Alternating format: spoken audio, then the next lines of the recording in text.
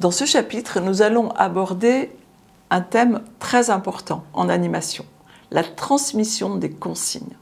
Comment transmettre des consignes de manière efficace? Eh bien, cela peut vous paraître évident. Eh bien, ça ne l'est pas du tout.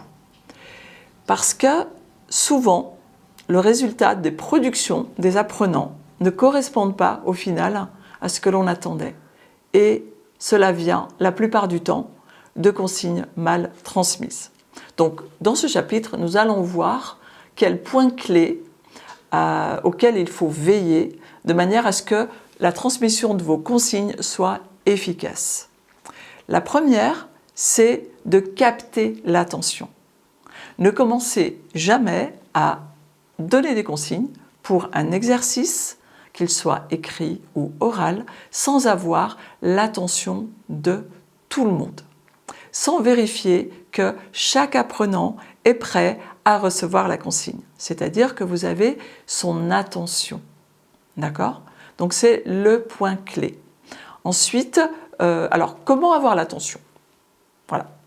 Parce que parfois, vous pouvez très bien dire « s'il vous plaît » ou alors vous claquez des doigts, ou alors, voilà, vous avez votre truc à vous pour rassembler un petit peu l'attention de tous les apprenants. Donc, vous veillez à ce que tout le monde soit en attitude d'écoute, et ensuite, vous placez votre voix de manière à ce que ce soit clair et audible pour tout le monde. Et aussi, vous trouvez votre place dans l'espace de manière à ce que tout le monde vous voit et tout le monde vous entende. Pourquoi ? Parce qu'il y a des personnes qui sont plus auditives et d'autres plus visuelles. Et donc, il faut que votre placement dans la salle puisse permettre de capter l'attention, quel que soit le canal sensoriel de prédilection de la personne pour écouter ces consignes. Donc, une fois que vous avez capté l'attention, vous êtes prêt à transmettre l'information. Alors, pour transmettre l'information, il faut la faire de manière ordonnée. Donc, il faut prioriser les informations que vous avez à transmettre. Donc, limitez-les en nombre. Trop d'informations tue l'information. Ne vous perdez pas. Organisez votre pensée. Et ensuite, ne vous éternisez pas. Faites des phrases courtes, que tout le monde comprenne. Éventuellement, donnez des exemples ou donnez un premier exemple pour la réalisation de l'exercice. Passez en revue la consigne écrite avec les apprenants de manière à être bien, de vous assurer que c'est bien clair pour tout le monde.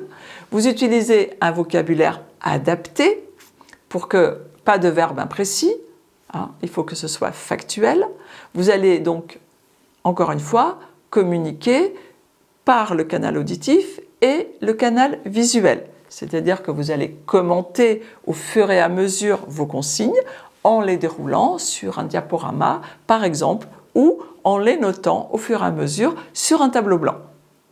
Voilà pour, si vous tenez compte de tous ces conseils, la transmission de votre information, normalement, doit être correcte. Ensuite, il va falloir observer l'attitude de vos apprenants pour vous assurer de la bonne compréhension de votre consigne. Donc, vous pouvez pour cela, par exemple, demander à ce qu'un apprenant reformule la consigne, même si elle est écrite, qu'il la reformule tout de même pour le groupe, de manière à bien vous assurer que tout le monde a bien compris. Donc, il sera aussi important d'observer l'activité pendant que les personnes vont réaliser l'exercice que vous demandez pour être certain, encore une fois, de la bonne compréhension et de la bonne application de vos consignes. Donc, la nécessité de travailler sur cette transmission de consignes, elle sera encore plus importante si vous êtes à distance. Mais donc, là, sur une animation collective, si vous les avez notées au tableau, plus si vous circulez dans les groupes, ça devrait bien se passer. Donc retenez bien 3 choses très importantes. Capter l'attention, première chose.